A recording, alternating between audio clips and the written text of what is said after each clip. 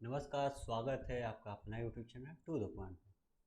अभी हम रेलवे की वेबसाइट पर है और ये वेबसाइट जो है रेलवे रिक्रूटमेंट बोर्ड महेंद्र घाट पटना की वेबसाइट है। और यहाँ पर एक गवर्नमेंट ऑफ इंडिया जो कि मिनिस्ट्री ऑफ रेलवे से एक बहुत अच्छी भर्ती निकल के आ रही है, जो कि आप स्क्रीन पर भी देख पा रहे हैं।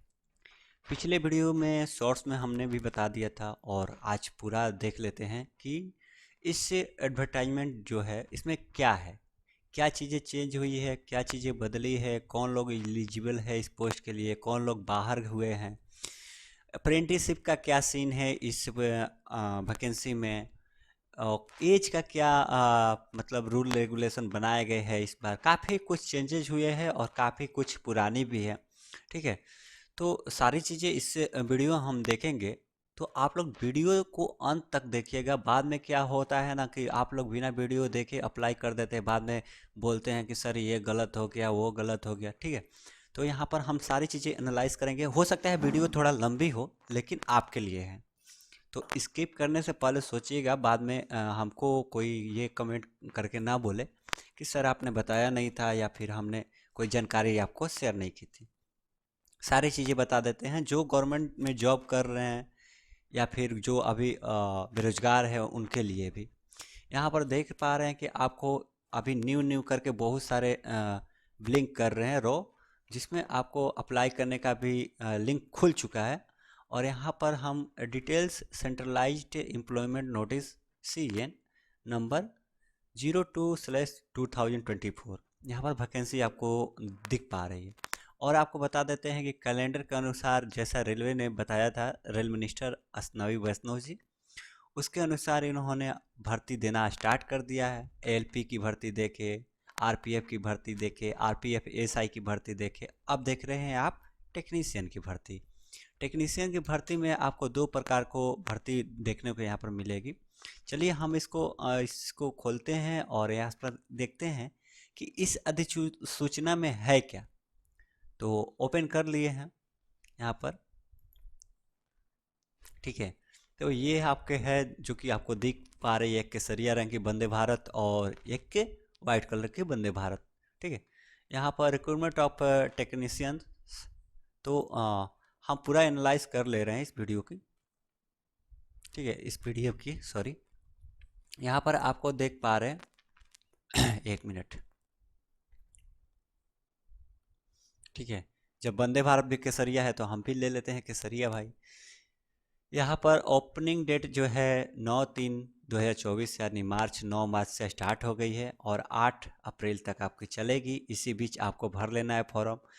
ठीक है, सर्वर डाउन होने से पहले आप फॉर्म को फिल कर लीजिए। और किसी कारण आप मॉडिफिकेशन चाहते हैं, करेक्शन का, फॉर्म गलती फिल कर देते हैं और करेक्शन का मॉडिफिकेशन चाहते हैं, तो उसका भी यहाँ पर प्रावधान किया गया है। ठीक है, लेकिन अकाउंट के आपका चेंज करना चाहेंगे, RRB चेंज करना चाहते हैं, वो चीज़ें रजिस्ट्रेशन में जो अकाउंट जो आप बनाएंगे उसको चाहेंगे कि हम चेंज कर ले या फिर RRB चेंज कर ले, ये संभव नहीं है, यहाँ पर साफ लिख रखा है।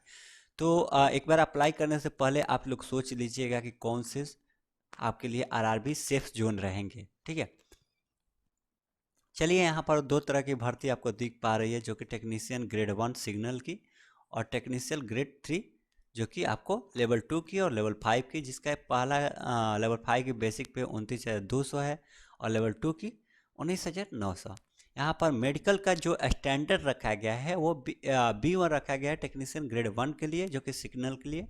और आप एनेक्सर 1 देख सकते हैं जो कि टेक्नीशियन के लिए। ठीक है, टेक्नीशियन ग्रेड 3 के लिए एज का जो आपका क्रूशियल डेट वो रखा गया है 1/7/2024। और यहाँ पर आपको दिख पा रहा है कि 18 से 36 वर्ष एज आपका चाहिए इसके बीच में, और 18 से 33 वर्ष आपका टेक्नीशियन ग्रेड 3 के लिए। अब इसमें कुछ आपको बता देते हैं कि गवर्नमेंट ऑफ इंडिया का जो रूल है, रिजर्वेशन है, रिलैक्सेशन है एज में, वो आपको मिलेंगे ही मिलेंगे। इसके अलावे यहाँ पर बात कर लेते हैं कि 1092 जो पोस्ट है वो टेक्नीशियन ग्रेड 1 सिग्नल की पोस्ट है और 8052 जो पोस्ट है वो टेक्नीशियन ग्रेड 3 की पोस्ट है। टोटल जो पोस्ट मिलकर होते हैं 9144।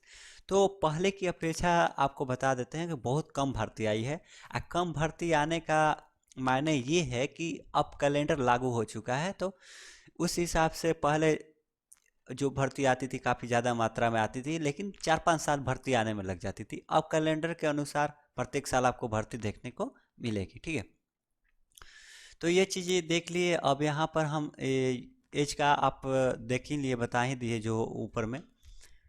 यहाँ पर सीधे हम चलते हैं, नेगेटिव मार्किंग भी आपको यहाँ पर दे रखा है कि नेगेटिव मार्किंग भी रहेंगे, और आपको शॉर्ट लिस्टिंग जो कैंडिडेट रहेंगे उनको डीवी के लिए 1/1 के रेशियो में बुलाया जाएगा।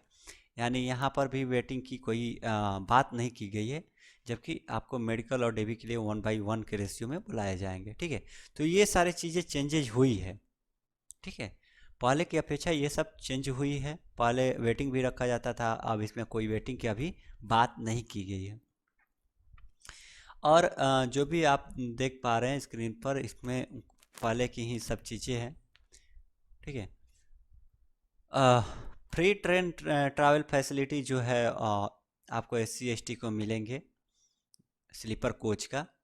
और यहाँ पर जो मेन मुद्दा है वो मेडिकल का, फिटनेस का है। तो जो मेडिकल स्टैंडर्ड जो होते हैं A3, उसमें आपको क्या आते हैं, विजन स्टैंडर्ड देखा जाता है, और जनरल फिटनेस में फिजिकली फिट होना चाहिए सभी तरह से। B1 में फिजिकली फिट होना चाहिए सभी तरह से, और मेडिकल स्टैंडर्ड आपको जो विजन स्टैंडर्ड है वो आपको दिख पा रहा है, इसमें भी फिजिकली फिट होना चाहिए। लेकिन इस पर कुछ आपको रिलैक्सेशन भी दिए जाते हैं जो PWD को मिलते हैं, ठीक है। यहाँ पर एज का तो बता ही दिए हैं। PWD के लिए एज का आप यहाँ पर देख पा रहे हैं सीन, जो कि अलग से आपको जो OBC हैं 10 बरस एक्स्ट्रा मिलते हैं, सॉरी हाँ, OBC को 13 बरस एक्स्ट्रा मिलते हैं, और जनरल और EWS की बात कर लेते हैं तो 10 बरस एक्स्ट्रा मिलते हैं। PWD जो है SC/ST उनको 15 बरस एक्स्ट्रा मिलते हैं। OBC का 3 वर्ष का एक्स्ट्रा मिलते हैं। यहाँ पर मेन जो है इस बार देखा जा रहा है जो अप्रेंटिसशिप है, ठीक है। अप्रेंटिसशिप है उनको क्या बेनिफिट इसमें मिल रहा है, तो आपको यहाँ पर अप्रेंटिसशिप जो दिख पा रहा है 8 नंबर रो और 9 नंबर में, तो course completed act apprentice applying for the post for which minimum qualification is ITI course completed act apprentice, ठीक है, shall be relaxed to the extents of apprenticeship training undergone by the, मतलब उनके ही जो rule है उनके हिसाब से 1961 apprenticeship act के हिसाब से आपको छूट दिया जाएगा, ठीक है। और यहाँ पर बता देते हैं कि जो भी 25 वर्ष से पहले अगर अप्रेंटिसशिप कंप्लीट कर लिए हैं उनको UR और EWS के लिए 35 वर्ष तक वो इस फॉर्म को फिल कर सकते हैं। OBC जो है 38 वर्ष तक, और SC/ST 40 वर्ष तक, ठीक है। अब हम यहाँ पर बात कर लेते हैं कि अपर एज लिमिट जो डेट ऑफ बर्थ का है आपको स्क्रीन पर दिखाई दे रहा है, ठीक है। तो यहाँ एजुकेशनल क्वालिफिकेशन की हम सीधे बात करेंगे, तो एजुकेशनल क्वालिफिकेशन आपको एनेक्सर 1 में यहाँ पर दिया गया है, जो कि प्रत्येक पोस्ट के लिए अलग अलग है, और वो भी हम चीज़ें देख लेंगे। यहाँ पर एग्जामिनेशन फी तब तक देख लेते हैं। एग्जामिनेशन फी में जो आपको बता देते हैं कि for all candidate expect category mention below serial number 2 out of the few 500, यानी जो भी वो एक कोई सीरियल नंबर 2 है उससे अगर नहीं बिलोंग करते हैं तो वो सभी कैंडिडेट का 500 रुपये लगेंगे, ठीक है, जिनमें आपको 400 रुपये आपको रिफंडेबल होंगे, मैंने बाद में आप एग्ज़ाम में अपीयर करते हैं तो 400 रुपये आपको लौटा दिए जाएंगे, ठीक है। SC/ST कैंडिडेट के लिए जो कि सीरियल नंबर 2 यही है, और आपको SC/ST हो गए एक सर्विसमैन, फीमेल, ट्रांसजेंडर, माइनॉरिटी और इकोनॉमिकली बैकवर्ड क्लास यानी ABC, ठीक है, जो इकोनॉमिकली पिछड़े हुए हैं उनके लिए 250 रुपये। और वहीं बात कर लेते हैं कि यहाँ पर भी PWD को नज़रअंदाज किया गया है, यानी उनको भी नहीं कुछ बताया गया है। तो आपको यहाँ पर बता देते हैं कि खैर PWD का जो है लगता है, ठीक है, वो 250 रुपये लगते हैं PWD का। यहाँ पर उनका कोई जिक्र नहीं है, कहीं ना कहीं ये रेलवे से यहाँ पर छूट गया है या फिर बाद में दिए होंगे, देख लेंगे एक बार, लेकिन हमको लगता है छूट ही गया है। तो 250 रुपये लगेंगे यहाँ पर, ठीक है, PWD का भी। और यहाँ पर बात कर लेते हैं कि रिफंड जो हो गए 250 रुपये जो आपके अकाउंट में ही होंगे, ठीक है। जो रिजर्व कैटेगरी है वो आपको आपके अकाउंट में ही होंगे, और 400 रुपये जो है वो भी आपके ही अकाउंट में होंगे। जो कैंडिडेट है वो आपके कैंडिडेट के अकाउंट में, कहने का मतलब ये है मेरा। आपको यहाँ पर दिख पा रहा है कि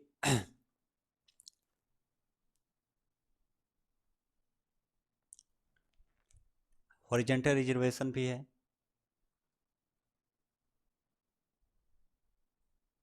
देखिए यहाँ पर क्या है, पीडब्ल्यूडी के लिए एक यहाँ पर अच्छी दिख रही है। यहाँ पर रिजर्वेशन जो है चारों कैटेगरी को इस बार अलग अलग रूप में दिया गया है, ठीक है।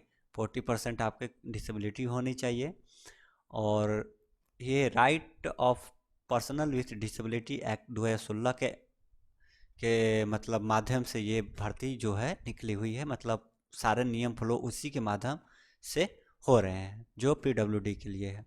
अब यहाँ पर बात कर लेते हैं, PWD candidate must be careful to apply only for post which have be clearly mentioned as being suitable for their benchmark disability और specified subcategory of disability to avoid disqualification. आप लोग उसी पोस्ट को fill कीजिएगा जहां पर आपके लिए मेंशन किया गया है कि आप इस पोस्ट के लिए सुटेबल है, ठीक है। हम बता देंगे वहां पर, ठीक है। Degree of disability for relaxation and competent authority for issuing of disability certificate, ठीक है। ये तो चीज़ें सबके पास आजकल होंगी ही। यूडीआईडी कार्ड होनी चाहिए, कहने का मतलब। अब चलते हैं रिक्वायरमेंट प्रोसेस कैसे होगा। एनओसी, हाँ एक चीज़ यहाँ पर एनओसी की बात कर लेते हैं। जो भी अभी गवर्नमेंट एम्प्लॉई हैं वो एक बार अपने जो भी डिपार्टमेंट में है इंटीमेशन देकर ये फॉर्म का फिल करने से आपको क्या होगा ना कि आपके जो भी वहाँ पर एनपीएस अकाउंट बने होंगे, लीव लिए होंगे, या फिर आपका ईएल बचा होगा, सारी चीज़ें वो जाकर आपके उस टाइम जब ज्वाइनिंग करेंगे ना रेलवे में, तो रेलवे में जुड़ जाएंगे। यहाँ पर रिक्रूटमेंट प्रोसेस जो है वो आपका सबसे पहले तो कंप्यूटर बेस्ड टेस्ट होंगे। अब कितने टेस्ट होंगे ये भी हम देख लेंगे।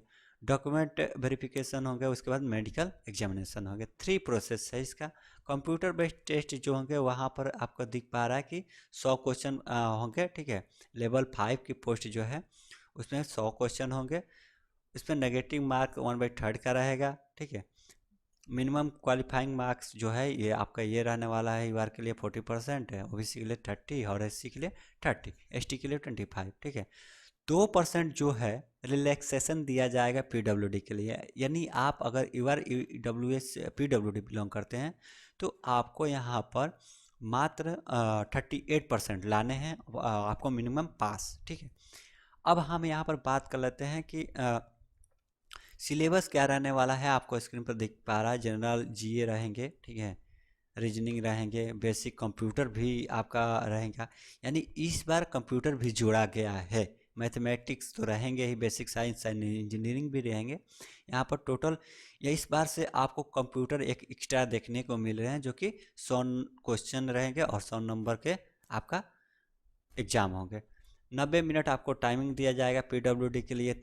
30 मिनट एक्स्ट्रा दिया जाएगा, वो भी उन लोगों के लिए जो उसके लिए सूटेबल होंगे, ठीक है।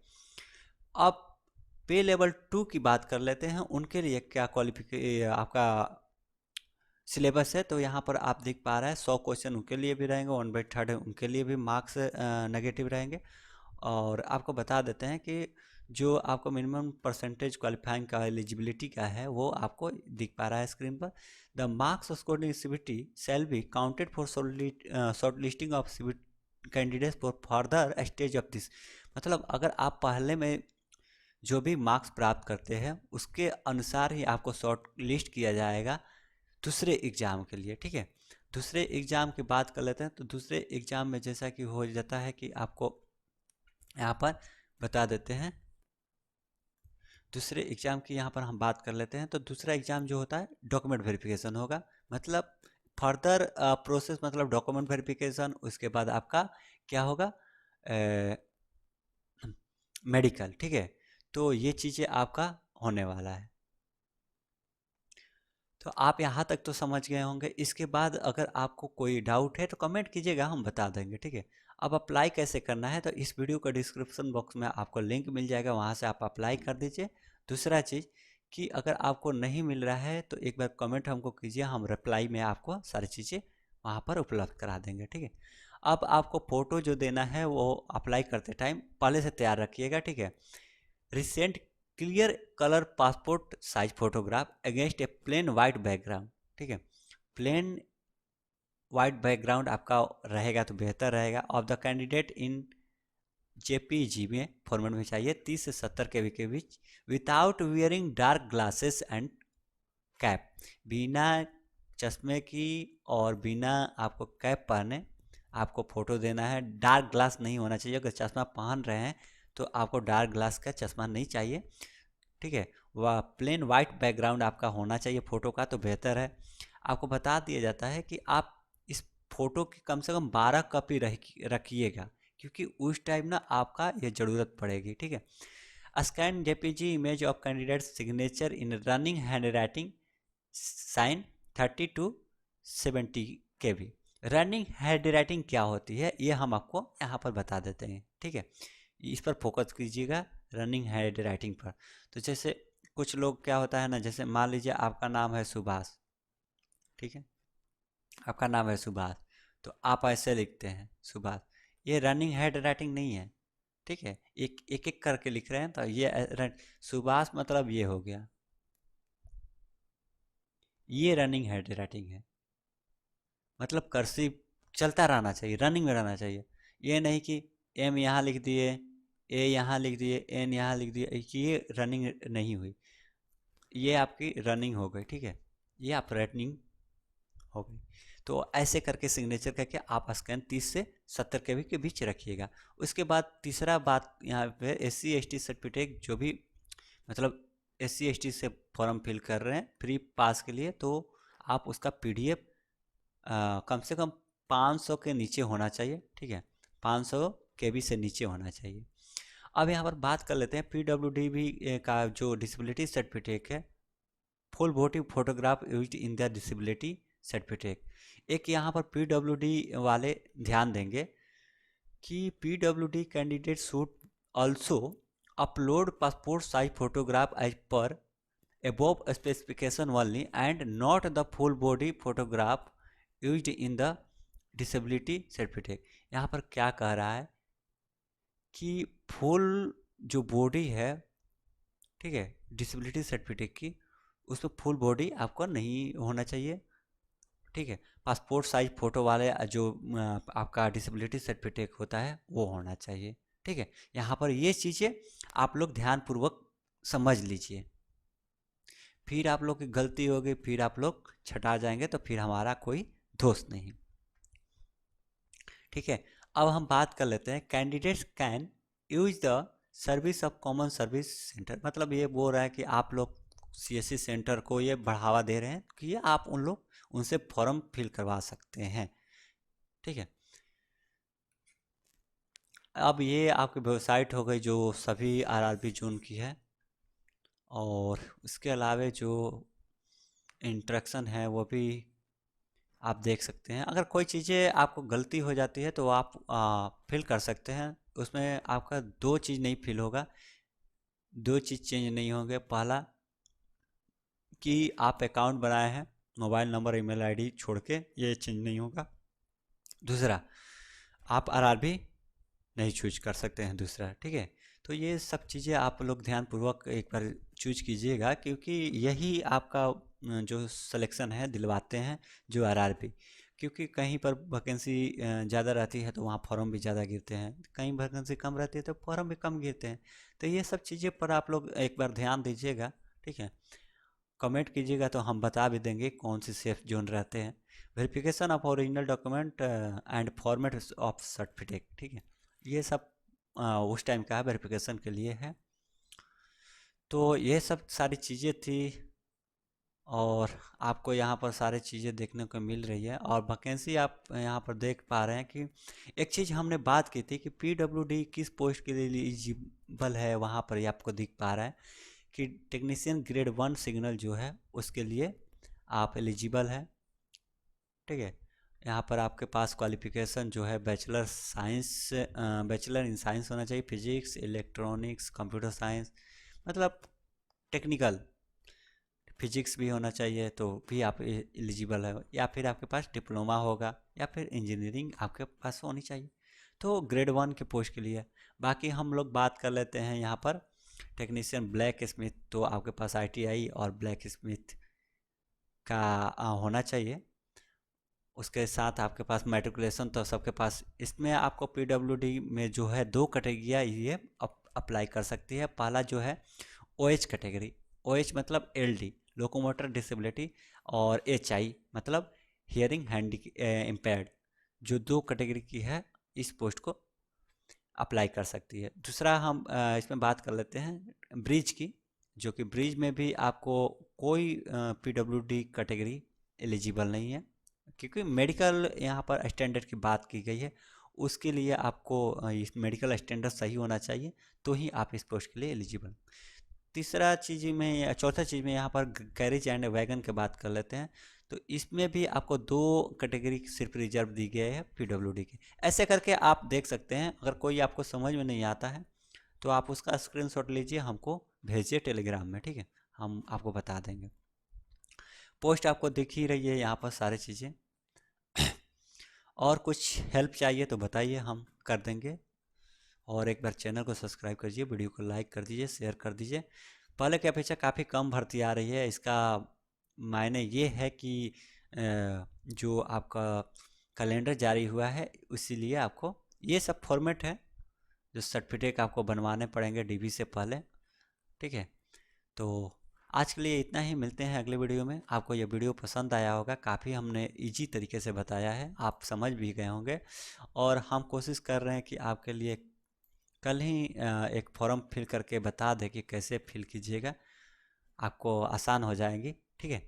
तब तक के लिए धन्यवाद, मिलते हैं अगले वीडियो में। Thank you, bye.